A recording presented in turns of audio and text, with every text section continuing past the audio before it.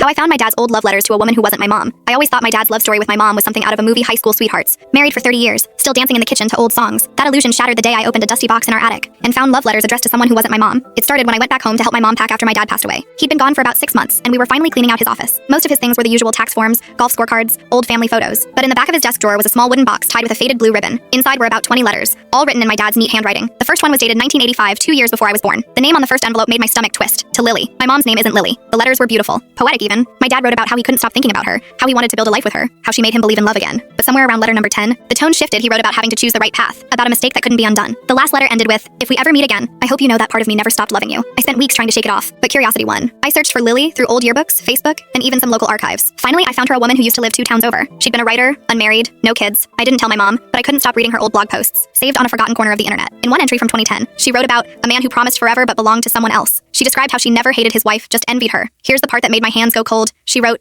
"If I ever have a daughter, I'd want her to be brave, thoughtful, and fiercely honest. The kind of woman who would never let love turn her into a secret." That description was me. It was everything my dad encouraged me to be, everything he said he was proud of. It hit me my dad had spent his life raising me to become the kind of woman he once loved and lost. Maybe he saw parts of her in me. Maybe that's why he always pushed me toward writing. Why he cried when I got into journalism school. Why he kept that box all these years. I never told my mom. Not because I wanted to protect my dad, but because I realized some loves aren't meant to be exposed. They just echo quietly through the people we become. Sometimes, the people who raise us also teach us about the ghosts they never let go of.